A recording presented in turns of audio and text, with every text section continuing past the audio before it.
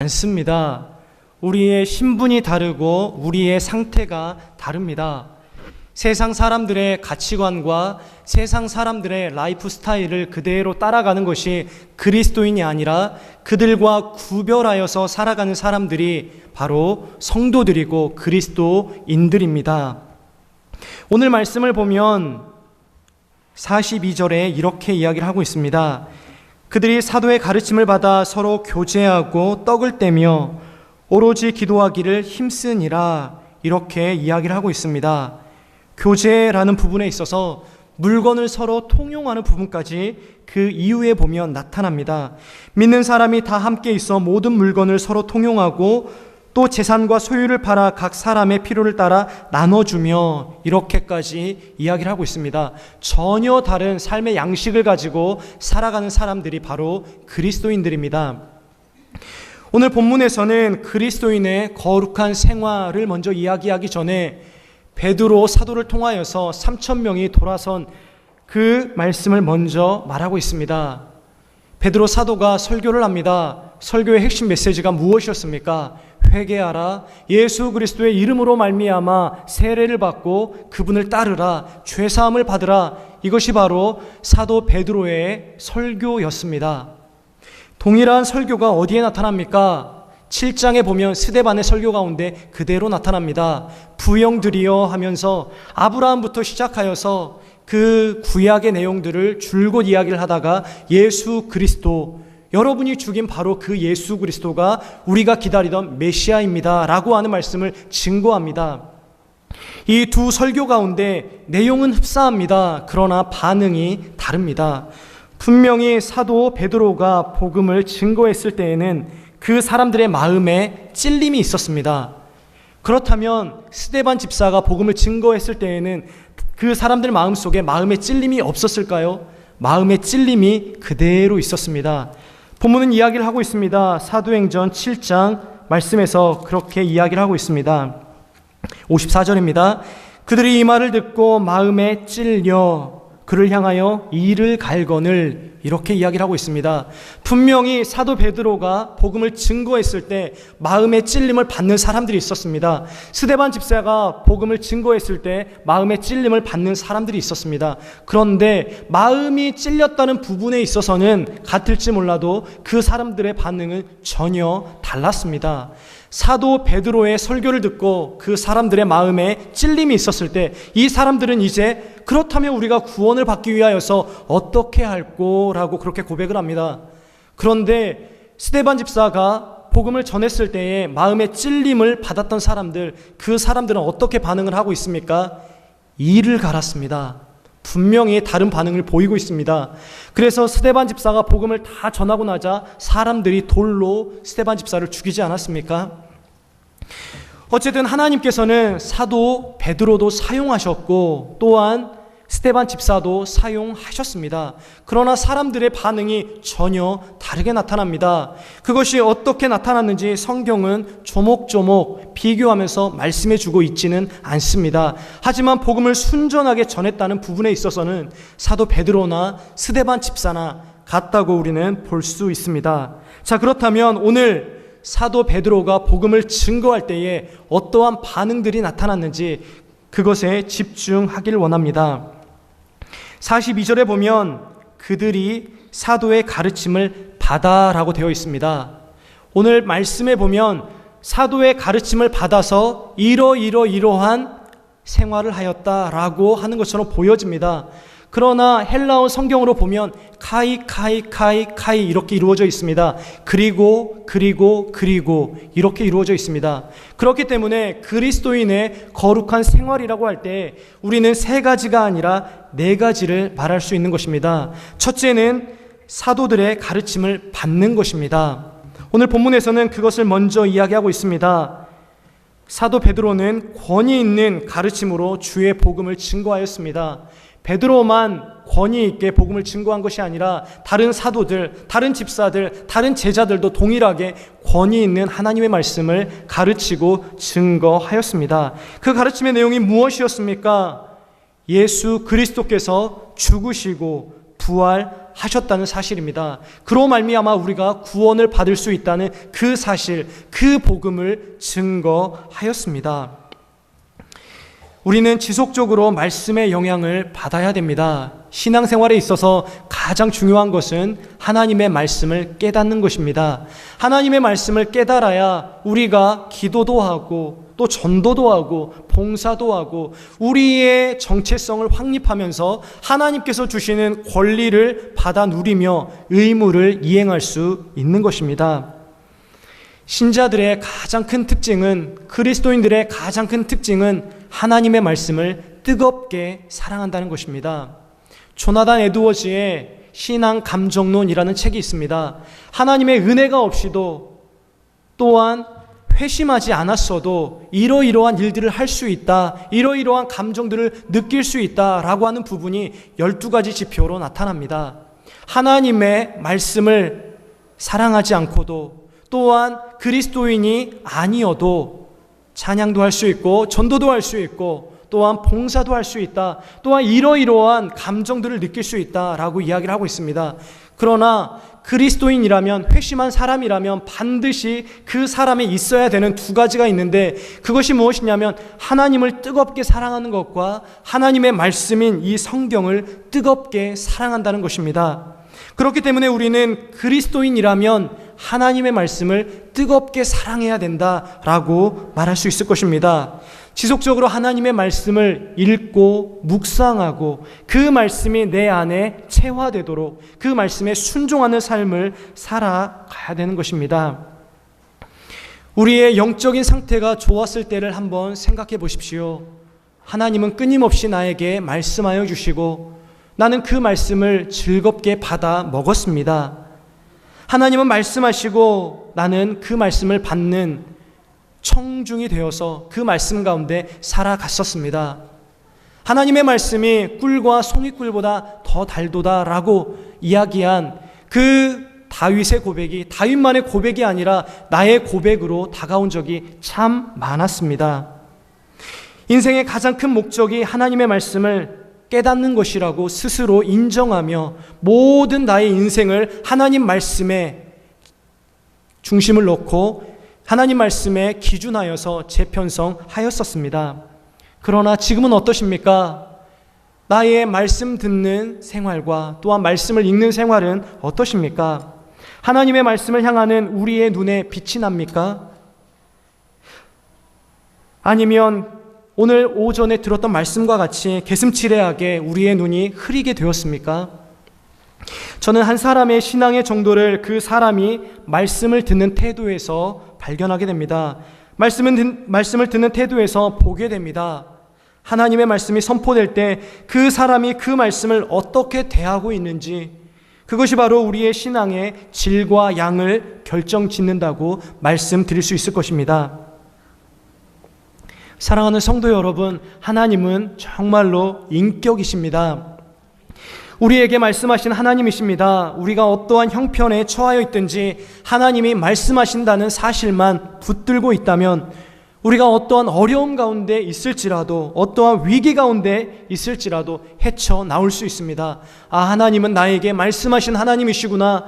이러한 환경 가운데에서, 이러한 어려움 가운데에서, 이러한 슬픔과 괴로움 가운데에서 끊임없이 나에게 말씀하고 계신 하나님이시구나. 아, 나에게 깨달으라고 주신 그 말씀이 있을 거야 라고 하나님의 말씀을 붙들고 일어서게 되는 것입니다. 하나님께서는 이 말씀을 사용하십니다. 직접적으로 우리가 성경 말씀을 읽을 때, 또한 성경을 해설한 책을 읽을 때 하나님께서는 말씀을 사용하셔서 우리의 영혼에 유익을 주십니다. 그러나 역사적으로 가장 많이 역사하셨던 현장은 어디였습니까? 설교 시간입니다. 오늘도 베드로라고 하는 사도가 한편의 설교를 장황하게 하고 있습니다. 스데반도 마찬가지이고요. 그 내용은 회개하라, 그리스도의 이름으로 세례를 받고 죄사함을 받으라, 이렇게 말하고 있습니다. 모두 설교입니다. 그리고 42절에 나와 있는 것처럼 그들이 사도들의 가르침을 받아, 이렇게 이야기하고 있지 않습니까? 하나님의 말씀을 풀어주는 설교가 초대교회 당시에도 있었던 것입니다. 중세 교회 역사를 보면, 또한 종교 개혁사를 보면 독경사라고 하는 사람이 있었습니다. 하나님의 말씀을 읽어주는 사람들이 있었습니다. 그러나 독경, 하나님의 말씀을 읽어주는 것과 설교는 다릅니다. 단지 하나님의 말씀을 읽어주는 것, 이것도 큰 의미가 있습니다. 하지만 이 말씀이 어떠한 의미로 우리에게 주어지는지, 신구약 성경을 통하여서 우리에게 어떻게 말씀하고 있는지 말씀을 해설해 주는 것은 더 중요합니다. 하나님께서는 이 설교라는 수단을 사용하기를 기뻐하셨습니다. 수많은 사람들이 설교를 통하여서 하나님께 돌아왔고, 설교를 통하여서 그리스도의 장성한 분량에까지 이르렀습니다. 바울이 디모데를 격려하며 이렇게 말하고 있지 않습니까? 너는 말씀을 전파하라. 때를 얻든지 못 얻든지 항상 힘쓰라 라고 디모데를 격려하면서 디모데에게 말해주고 있습니다. 여기에서 때를 얻든지 못 얻든지 말씀을 전파하라 라고 하였을 때, 원어적으로 살피면 전도 이전의 설교입니다. 원어적으로 1차적으로는 설교를 이야기를 하고 있습니다. 그리고 전도로 확장될 수 있을 것입니다.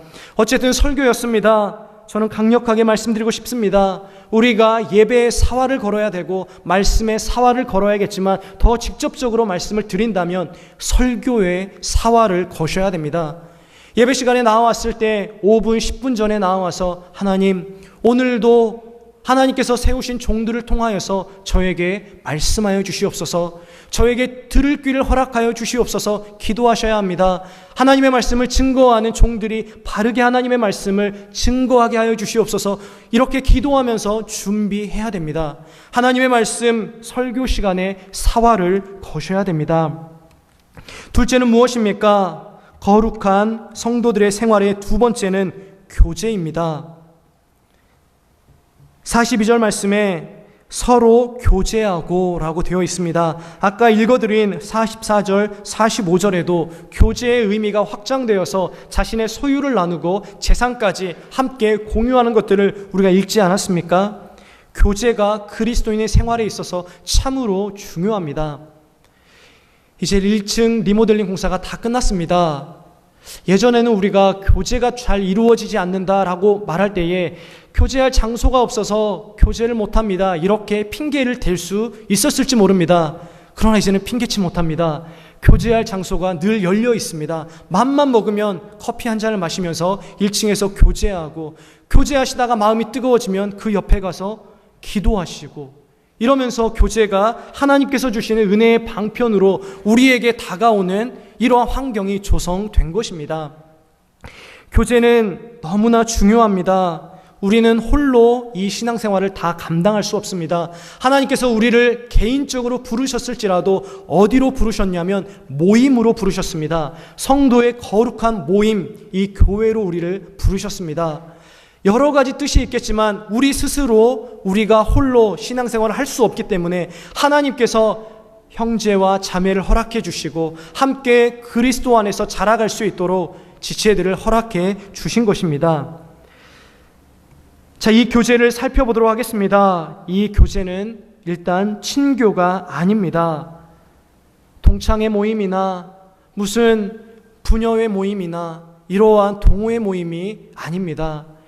그것은 단 한 가지 친교라고 볼 수 있는데, 여기에서 말하는 교제는 그러한 성격도 있지만 어떠한 거룩한 목적을 가지고 교제하는 것이 바로 코이노니아 교제입니다. 하이델베르크 55문답은 이렇게 말하고 있습니다. 질문입니다.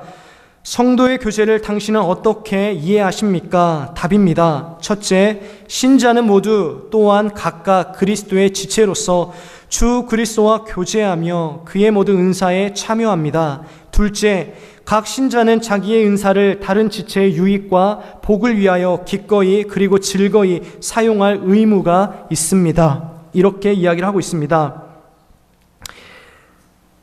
하나님께서는 우리에게 교제의 특권을 허락해 주셨습니다. 그런데 이 교제에 있어서 가장 중요한 것은 우리가 다른 지체와 함께 하나가 되는 것, 또한 함께 그리스도의 몸된 교회를 이루고 있는 것, 이것도 중요하지만 더 중요한 것은 그리스도와의 연합입니다. 예수 그리스도와 연합된 채 그리스도와 연합된 다른 지체와 하나를 이루었다라는 사실이 더 중요한 것입니다. 그리스도께서는 부요한 분이시지만 우리를 위하여 가난하게 되셨고 그 결과 우리가 부요하게 되셨습니다. 그리스도께서 우리에게 이루신 모든 혜택들은 우리 스스로 활용하고 우리 안에서만 누리라고 주신 것이 아니라 각 지체와 함께 나누고 각 지체와 함께 한 공동체, 한 몸을 이루어서 하나님의 거룩한 나라, 하나님의 거룩한 영광을 위하여서 사용되도록 하나님이 그렇게 계획하시고 그렇게 일하셨다는 사실입니다. 우리가 그리스도로부터 어떠한 은혜를 받았습니까? 단지 구원받고 단지 천국 가는 티켓만 얻은 그 정도입니까? 그리스도께서는 우리를 위하여서 자신의 전부를 주셨고 우리가 그리스도로 말미암아 하나님의 자녀 되었으며 또한 우리의 모든 생활이 예전에 죄로 말미암아 죽음의 행실을 자행하던 그러한 삶 속에서 이제는 거룩한 삶, 하나님께도 영광이 되고 타인에게도 즐거움을 안겨드리며 나에게도 만족이 되는 샬롬의 삶을 살게 허락해 주셨습니다. 이 모든 것이 그리스도로 말미암아 이루어진 것입니다. 칼빈은 기독교 강요에서 이렇게 이야기를 하고 있습니다.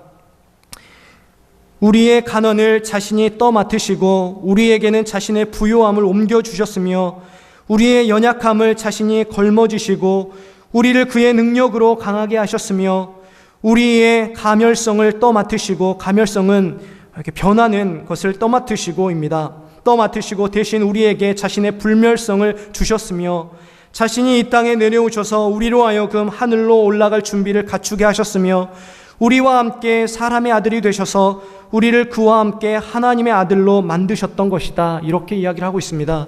그리스도로 말미암아 우리가 하나님의 자녀 되었고 우리가 누리는 모든 은혜와 모든 은사들은 그리스도로 말미암아 주어진 것입니다.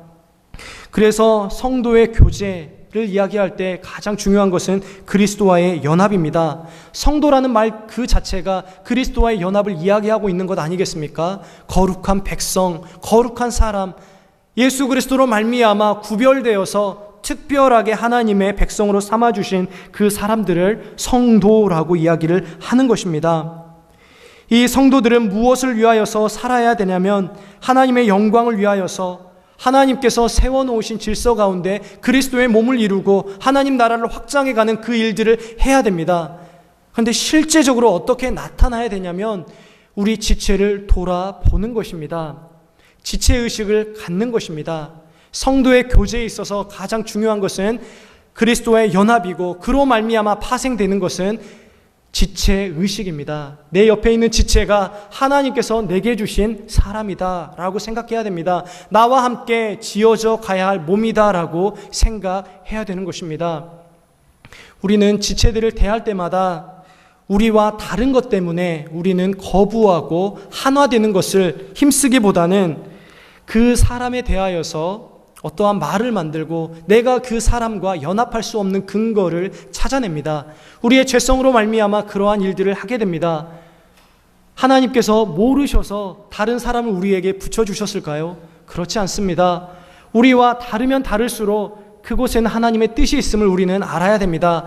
하나님께서 나와 다른 사람, 그 사람에게 내가 가지고 있는 어떤 강점, 어떤 장점을 드러내라고, 그 사람을 도우라고 필요로 하면 그 사람에게 나를 내어주라고 하나님이 나를 그 사람에게 세워주신 것입니다.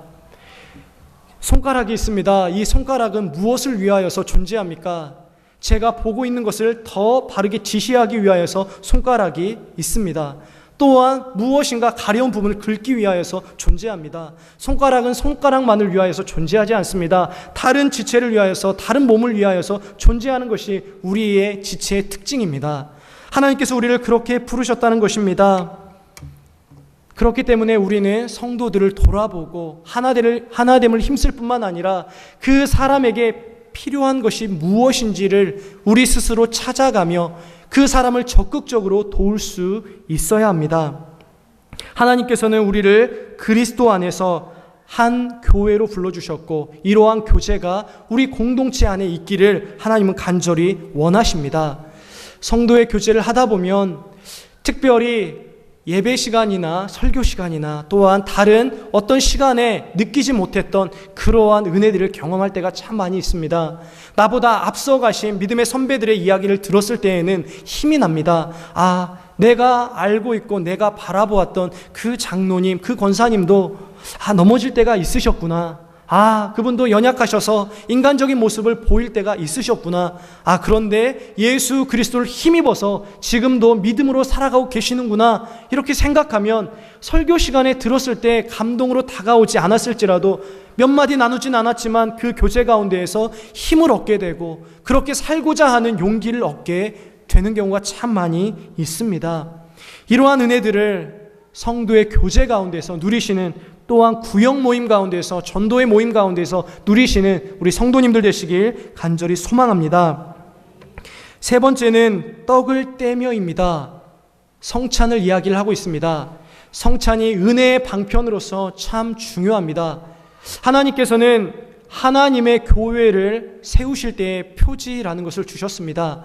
그래서 이러이러한 기준에 의해서 교회가 세워져야지 교회이다. 그렇지 않으면 사람들이 많이 보이고 나름대로의 규칙과 질서가 있다 하더라도 교회로 볼 수 없다라고 하면서 교회의 표지를 우리에게 주셨습니다. 그것이 복음의 전파, 그다음에 성례, 그다음에 권징, 이런 것 아니겠습니까? 하나님께서는 교회 가운데 이 성례를 허락해 주셨습니다. 이 성례에서 세례와 성찬을 이야기를 하고 있는데요, 이 세례와 성찬에서 이야기하는 중요한 부분이 무엇이냐면 하나입니다. 아까 우리가 살펴보았던 교제에 있어서도 예수 그리스도를 머리로 하고 한 몸 이룬 우리가 하나 되는 것, 여기에 핵심이 있었다면 성찬에 있어서도 하나됨, 이것이 핵심이라고 볼 수 있습니다. 세례 가운데에서 우리가 배울 때에 성부 속으로, 성자 속으로, 성령 속으로 들어가는 부분을 배우지 않았습니까? 그 안에서 삼위일체 하나님과 연합되어 한 몸 이루는 것, 그 안에서 신적인 은혜 가운데 참여하는 것, 그것이 세례의 은혜입니다. 성찬도 마찬가지입니다. 실제적으로 함께 떡을 떼며 그리스도의 피에 함께 참여하며 그리스도의 연합으로 말미암아 우리가 하나 되는 것, 여기에 하나님께서 우리에게 주신 은혜가 있는 것이고 여기에 하나님께서 교회를 통하여서 일하고 싶으신 뜻이 있는 것입니다. 우리가 성찬에 참여할 때마다 하나님께서는 이러한 은혜를 우리에게 주실 것입니다. 우리가 바르게 그 의미를 알고 참여한다면 하나님께서 원래 세워놓으셨던 그 은혜의 방편으로서의 효력이 지금도 우리에게 역사할 것입니다. 그리스도의 피를 기리고 그리스도의 몸을 기리는데 어떻게 감동이 없이 우리가 피를 먹고 그리스도의 살을 먹을 수가 있겠습니까? 그분은 우리를 위하여서 죽으시고 우리를 위하여서 살을 찢으시고 우리를 위하여서 피를 쏟으셨습니다. 다른 누군가가 아니라 나 자신을 위하여서 그러한 일들을 행하셨습니다. 그렇기 때문에 우리는 이 떡을 떼며 이 성찬에 참여할 때마다 그리스도께서 우리에게 주신 그리스도의 몸과 피를 늘 생각하며 그 은혜 가운데 젖어 들어가야 되는 것입니다. 그리고 마지막으로는 오로지 기도하기를 힘쓰니라 라고 이야기를 하고 있습니다. 초대교회 당시에 유대인들의 관습을 따라서 그 사람들이 동일한 시간에 올라가 기도하였습니다. 그러나 유대인들은 형식적으로 기도하였을지 몰라도 그리스도인들은 그 형식을 따라 기도하였지만 질과 또한 그 양에 있어서는 유대인들과 같지 않았습니다. 자신들의 습관이 있었기 때문에 그 기도 시간에 기도하였습니다. 베드로와 요한이 성전 미문으로 올라가는 것을 우리가 읽지 않았습니까? 동일한 시간에 기도했을 것입니다. 그러나 그들이 기도하는 것은 예전과 같이 자신의 구원을 이루기 위하여서 기도한 것이 아니라 이제는 이 복음으로 말미암아 구원받은 그 은혜가 감사하여 하나님께 기도했을 뿐만 아니라 하나님께서 예수 그리스도를 통하여서 허락하여 주신, 또한 오순절 성령 강림 사건을 통하여서 보여주신, 체험하게 하신 그 은혜가 이 교회를 통하여서 또한 나 자신을 통하여서 확장되는 것을 위해 기도하였을 것입니다. 성도의 거룩한 생활의 네 번째는 그렇기 때문에 기도입니다. 기도는 너무나 중요합니다. 우리가 기도를 강조하면 강조할수록 우리는 더욱더 기도해야 됩니다. 저는 기도를 강조하고 싶습니다. 성도 여러분이 기도를 모르기 때문에 강조하는 것이 아닙니다. 기도해야 되는 것, 또 말씀을 읽어야 되는 것, 전도해야 되는 것, 봉사해야 되는 것 모두 다 알고 계십니다. 그러나 강조해야 됩니다. 사람이 연약하여서 앞에서 강조를 하고 앞에서 이렇게 합시다라고 하면 전혀 생각하지 못했는데 자신을 반성하며 기도하는 생활, 또한 말씀 생활, 여러 가지 교회 생활들을 감당하게 되는 것을 보게 되어집니다. 그렇기 때문에 우리가 알고는 있지만 잘하지 못하였던 것들, 기도, 정말 기도해야 됩니다. 새벽마다 기도하고 또한 개인적으로 기도하고 함께 모였을 때 기도해야 됩니다. 하나님께서는 두세 사람이 모인 그곳에 역사해 주신다고 말씀하셨습니다. 우리가 하나님을 향하여서 기도하면 하나님은 하나님이 가지고 계신 하나님의 뜻을 보여주시고 또한 우리에게 부어주시고자 하는 하나님의 은혜를 폭포수와 같이 부어주십니다. 정말로 기도해 보십시오. 진심으로 기도해 보십시오. 하나님이 우리를 통하여서 일하실 뿐만 아니라 우리의 내면을 고치시고 우리가 걱정하고 우리가 염려했던 모든 문제들이 하나하나 지혜롭게 해결될 가는 것들을 볼 수 있을 것입니다. 성도의 생활은 그래서 이렇게 4가지입니다. 말씀을 듣고 교제하고 떡을 떼며 기도하는 것, 이것이 성도의 생활입니다. 사랑하는 성도 여러분, 우리가 이 4가지 사실에 잘 실천하면 우리의 마음 가운데 기쁨이 있습니다. 우리의 마음 가운데 평강이 있습니다. 우리의 마음 가운데 만족이 있습니다. 우리가 이러한 생활 가운데 젖어 들어갈 때에 자연스럽게 따라오는 것이 무엇이냐면 이제는 흐르는 강물과 같이 밖을 향하게 되어 있습니다. 내 안에 주체 못할 은혜가 역사한다면 우리는 그 은혜가 우리 바깥으로 흘러나가는 것을 볼 수 있을 것입니다. 전도하라, 봉사하라, 헌신하라 이야기하지 않아도 우리 안에서 주체할 수 없는 그 영적인 은혜로 말미암아 자연스럽게 복음을 증거하게 되고 봉사하게 되고 어떻게 하든지 주님의 몸을 세우며 하나님의 나라를 재건하기 위하여서 힘쓸 것입니다. 새생명 축제가 한 주 앞으로 다가왔습니다. 이제 우리가 그들을 향하여서 기도하고 전도해야 됩니다. 그러나 전도하고 기도하기에 앞서 우리의 내면이 어떠한지 살펴보시기 바랍니다. 정말로 성도의 거룩한 생활을 우리가 우리 안에서 이루어지고 있는지, 행하고 있는지, 순종하고 있는지 돌아보시길 바랍니다. 진정으로 하나님의 말씀이 들려지고 또한 성도의 교제를 통하여서 정말 이 교회를 세우기 위하여서 힘쓰고 있는지, 또한 떡을 떼는 그 일을 통하여서 은혜를 체험하며 기도 속에서 하나님을 만나고 있는지 우리 자신을 돌아보아야 합니다. 우리 자신 안에서 그러한 은혜가 있을 때에 이제는 자연스럽게 밖을 향하게 되어 있습니다. 앞에서 수십 번 이야기해도 움직여지지 않는 사람이 하나님께서 한번 터치하시면 이제는 누가 뭐라고 해도 움직여지게 됩니다. 집에서 그렇게 좀 하지 말라고 해도 복음을 증거하게 되고 교회 좀 가지 말라고 해도 교회 가는 것이 즐거움이 됩니다. 이제 회복해야 할 것은 우리 마음 가운데 있는 거룩한 마음이고 거룩한 생활입니다. 이러한 은혜로 말미암아 다음 주에 있을 새생명 전도 가운데 많은 영혼들을 데려올 수 있기를 바라고 또한 그 영혼들도 우리와 같이 그리스도로 말미암는 거룩한 생활이 이루어지기를 간절히 소망합니다. 우리 함께 기도하겠습니다. 우리 이 시간 함께 기도할 때에 하나님, 예수 그리스도로 말미암아